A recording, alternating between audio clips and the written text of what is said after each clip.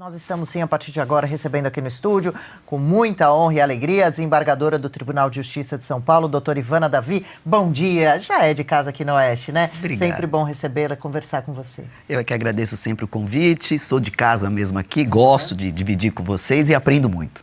Olha só que humildade. E a gente então, né? Marina Helena comigo aqui hoje, nossa audiência no chat. Paula Camacho fazendo a primeira pergunta já. Ivana, bom dia, obrigada pela presença. Ivana, recentemente teve uma reportagem no qual denunciava que o pessoal do PCC queria contato com o ministro Cássio Nunes, né? Ou seja, não queriam falar através do advogado, queriam contato direto com o ministro do STF para se tratar sei lá do quê. Olha a ousadia desse pessoal, dessas facções. Eu queria que você comentasse um pouco dessa ousadia dessas pessoas ao tentar contato com o ministro do STF para ajudar eles nos processos que estão lá com o Cássio. Pois é, né? Essa situação, ela vem mudando com o tempo. Né? Eu sou juiz há 34 anos e no começo da minha carreira era até engraçado porque não tinham mulheres na magistratura e a ideia é que eu fosse a secretária do juiz. E quando você falava, a juíza sou eu, tinha aquela cara meio de decepção, tipo, mas é isso, né? Mas você vai superando, sempre com educação, com bom trato. E isso tem aumentado. É normal o juiz sempre despachar com o advogado. Raramente, né, a parte fala diretamente com o juiz. Até porque você tem toda uma estrutura de segurança, mais as audiências. Alguns juízes permitem que o réu mesmo converse com ele. No interrogatório, o réu pode falar o que ele achar que faz bem para a defesa dele. Mas o que a gente tem percebido, talvez pela tecnologia, pelas redes sociais, pela facilidade, e um pouco do juiz, né, está trocando. Eu acho importante o juiz falar, as pessoas entenderem o que é essa estrutura.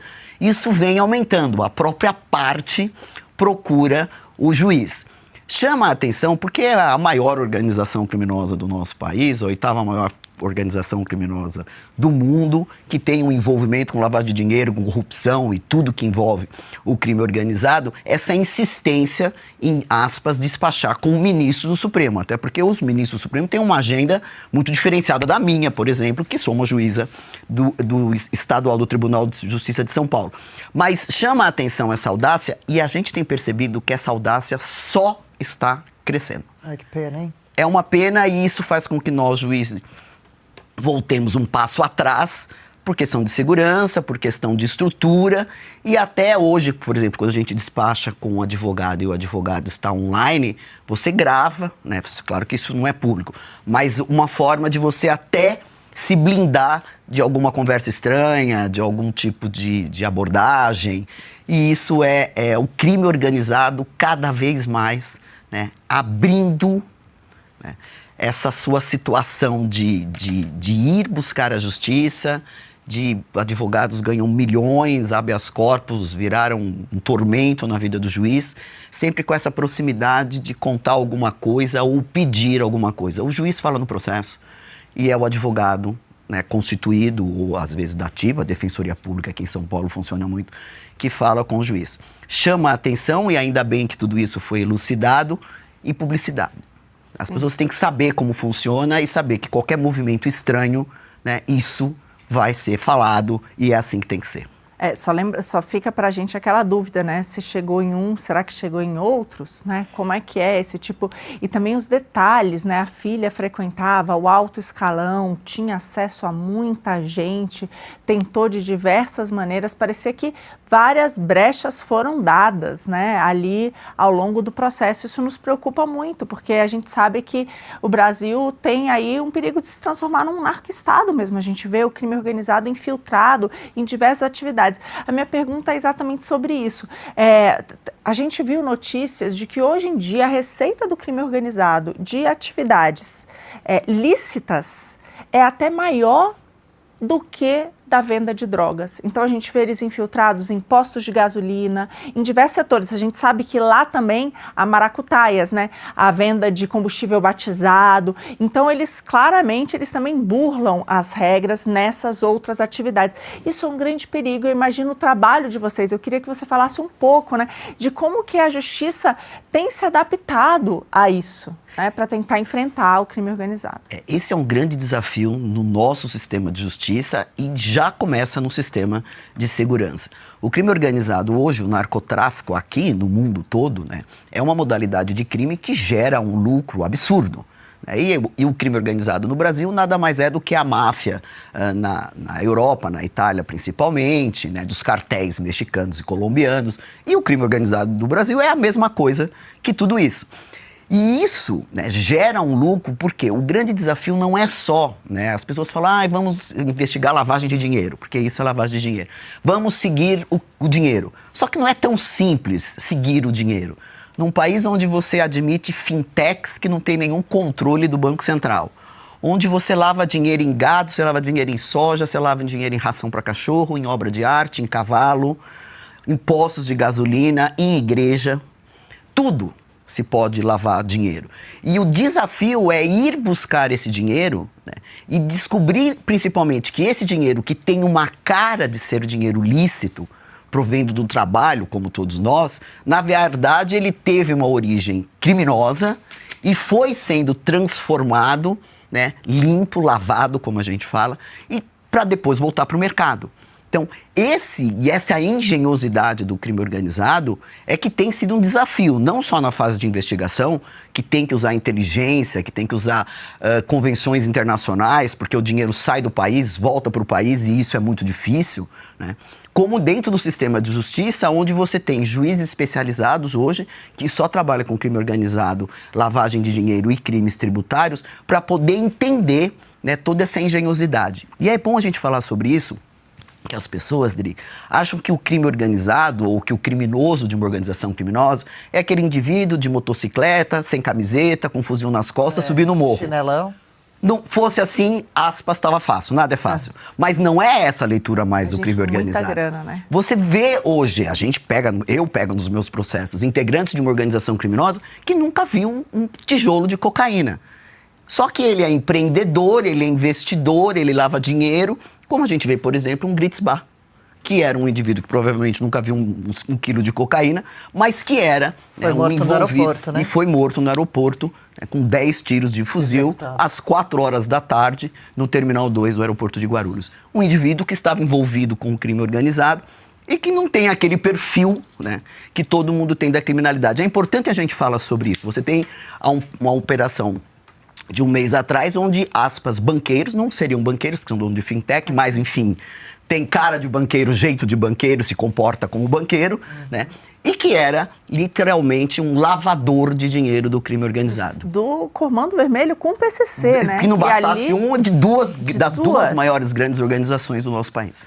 Você acha que as bets podem estar envolvidas na lavagem de dinheiro? Na delação do Gritz Bar, e já é pública, porque a denúncia foi oferecida, só que foi extinto o processo, bets, times de futebol, fintechs, tudo isso estava envolvido. Pois é. Doutora Ivana, já tive o prazer de te entrevistar aqui na Revista Oeste mesmo, e falando em organizações criminosas, lembro que você me contou que já são, no Brasil, cerca de 70, um número altíssimo, quase todo o país já tem uma instalação de facção criminosa em cada estado, e também lembro que você falou que evita prender um jovem porque ele, provavelmente sendo preso, vai acabar entrando para a PCC, para a organização criminosa, porque, como você falava aqui, é muito bem organizado, né, a facção, o crime.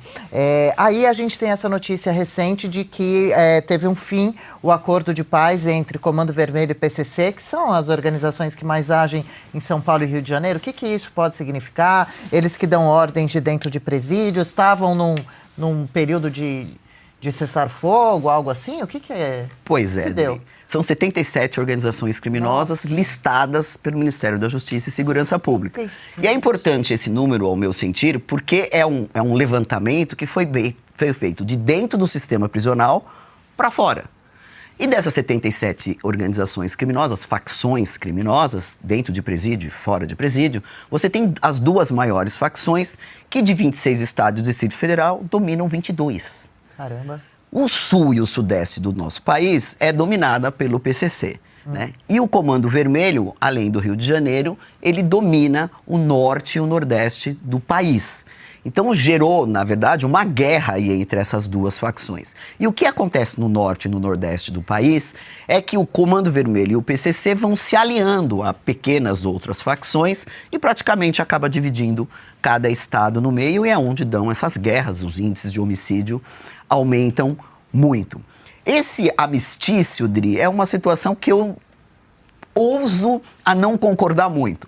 Foi um acordo que os advogados do PCC e do Comando Vermelho teriam aí movimentado com a ideia de fragilizar o sistema prisional federal. São 5 no país, ele funciona muito bem. A maioria das lideranças do crime organizado hoje estão em presídios federais, mas não tem visita íntima, não tem um monte de coisa que tem nos presídios estaduais. Então nós ficamos o dia inteiro recebendo habeas corpus, agravos, para que eles retornem aos presídios estaduais, por causa de telefone, por causa de visita íntima, por causa de tantos outros benefícios que preso nesse país tem. E isso, a semana passada, teria sido veiculado vários salves para quem nos assiste. É isso.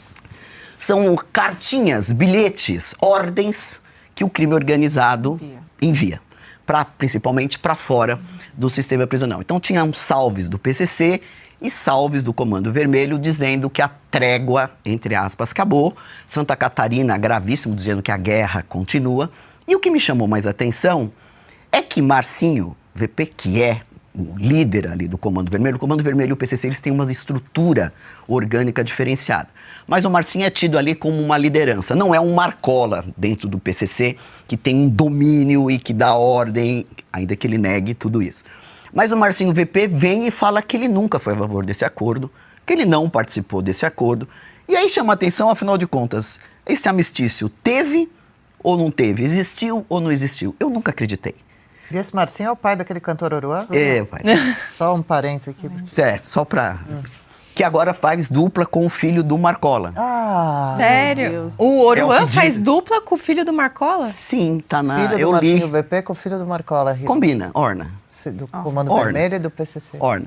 E aí, pra mim fica estranho, você fala, bom, são 77 organizações criminosas, 2 dão um dedinho, e as outras 75 entra que horas nessa história? É, exatamente. Então eu nunca acreditei muito nisso, existe uma apuração aqui, uma investigação ali, só sei que ela acabou. Durou pouco, né?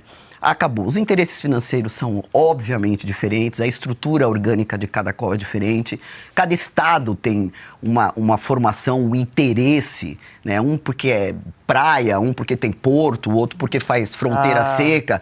Como é que você... É que eu falo, um país de 8 milhões e meio de quilômetros quadrados, você quer unir todo mundo, só faltava o crime organizado conseguir unir o Brasil. Eu não vou falar muito, porque de repente acontece. Não dá ideia. Não dá ideia, doutora. Doutora, eu queria pegar um gancho de algo que você já escreveu a respeito, que é a questão da audiência de custódia.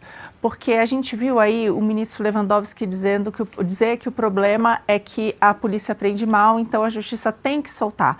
E a gente sabe que um dos grandes problemas da criminalidade do Brasil é a impunidade, né? Então, quantos a gente vê assassinos, quantas pessoas que estão ali tiveram inúmeras passagens pela polícia e acabam não sendo presas.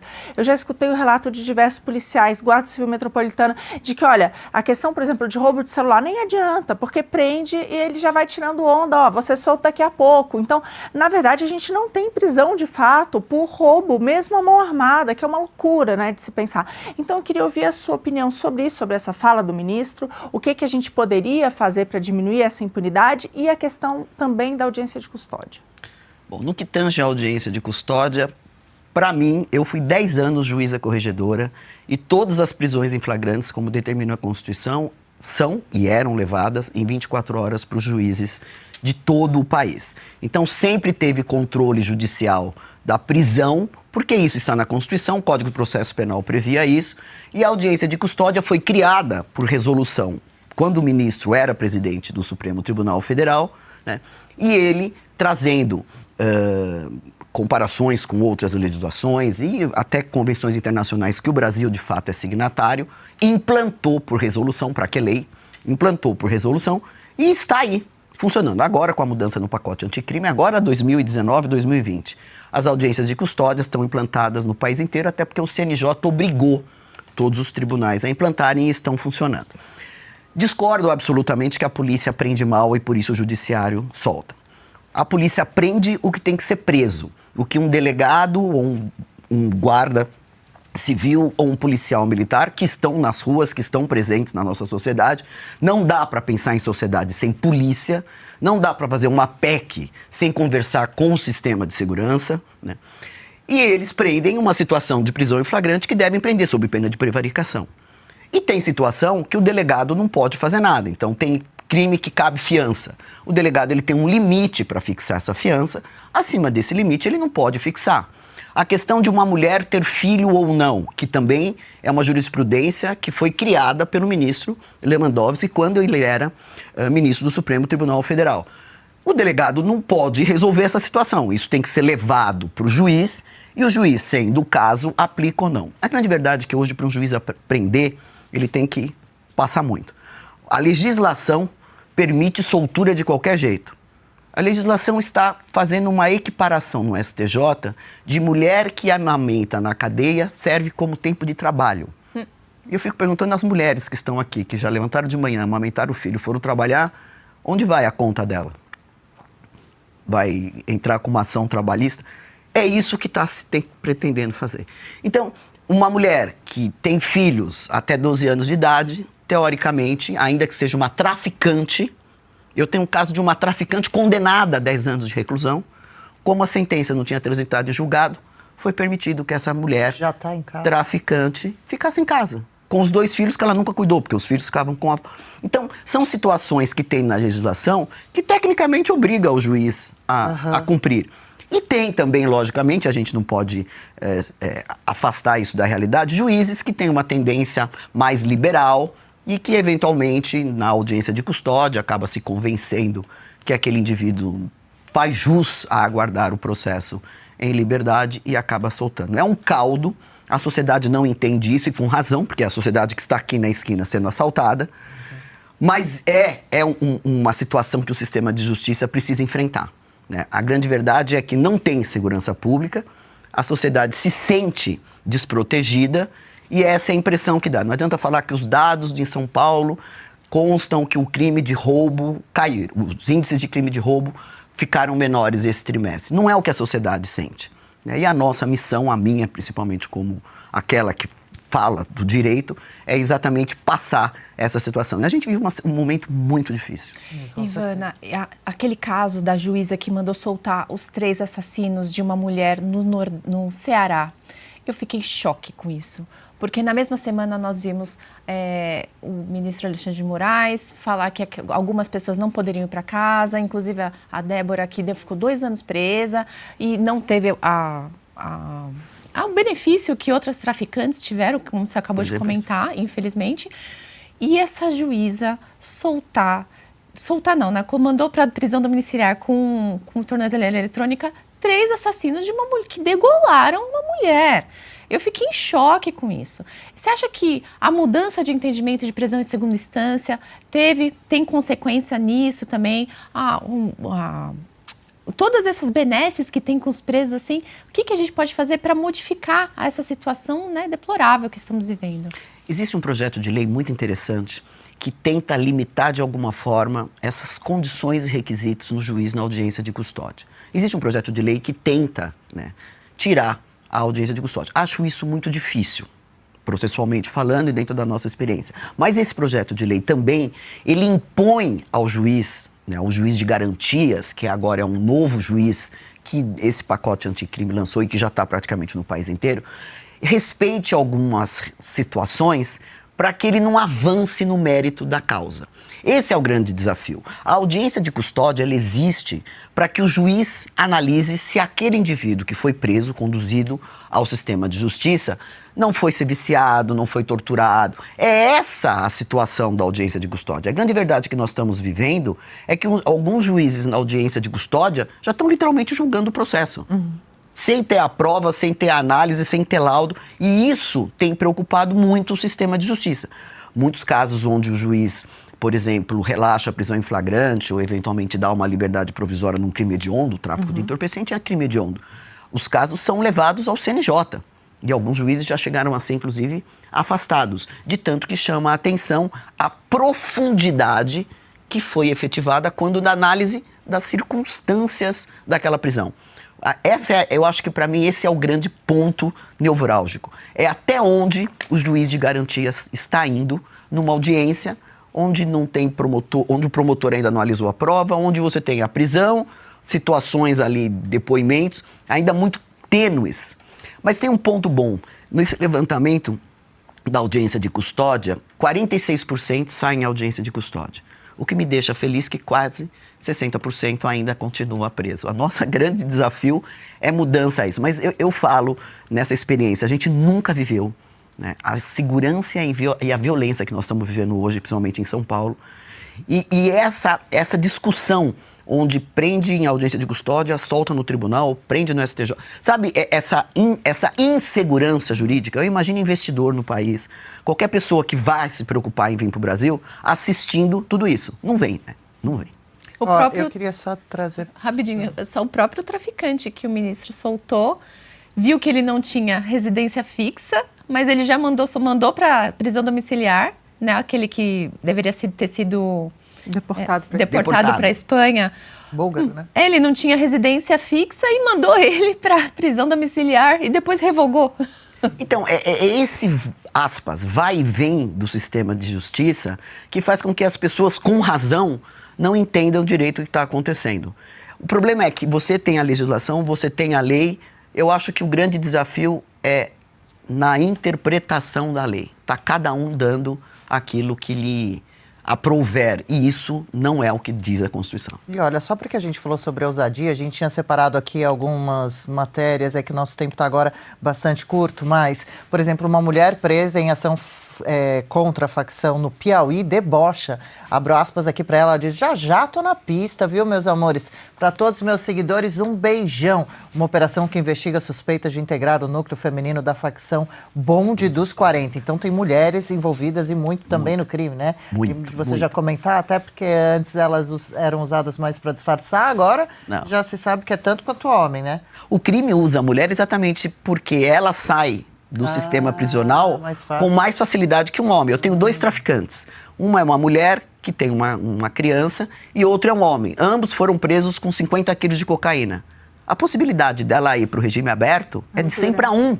Tendo visto Sem esse caso, Então, você o crime, comentou ela aí, ó, crime na tela. organizado é uma blogueira, né? Ela já foi do cheia de PCC. seguidores. Ela já foi do PCC, Foi expulsa rasgou do a PCC. camisa, rasgou, que a gente fala que é sair da facção, Ah, é? e foi aceita por outra facção. Ela chamava outras mulheres, convidava outras mulheres via rede social para integrar a organização criminosa. Então ela está na mira da polícia e dos bandidos também, porque o PCC não não aceita vai- muito essa história Não, de se rasgar chama a camisa. rasgar a camisa. Tem também um chefe do tráfico no Rio, Felipe da Silva Gregório, notícia desse fim de semana, apelidado de professor, montou um pequeno centro cirúrgico na sua mansão no Complexo do Alemão. Lá, sabe o que ele fez? 3 cirurgias, lipoaspiração, implante capilar, procedimento para retirar um projétil alojado em sua cabeça, de acordo com o relatório da PF. Mas aí a gente não pode encerrar essa entrevista, temos poucos minutos. Doutora Ivana, se puder falar brevemente, a PEC da segurança, que tanto já discutimos por aqui, e também tendo em vista que o Ministério da Justiça tentou implementar o Sistema Único de Segurança, ou tenta implementar, pública, o SUSP, mas é uma medida muito criticada por governadores que dizem que perdem poder. Ou seja, E prefeitos, quem, né? Quem ganha e quem perde poder. Nesse e braço o de que ferro. a gente deve ficar atento aí? Olha, a PEC, ao meu sentir, é mais do mesmo. É mais do mesmo. Então, a lei do SUSP, ela já existe e o que falta é implementação, é dinheiro. Então, falar que você quer, né, fazer uma comunicação ou engendrar uma comunicação entre todas as polícias. Isso é tecnologia. Eu não preciso de uma PEC que muda a Constituição Federal para dizer que eu quero que todas as polícias conversem, né? Isso você pode fazer por lei.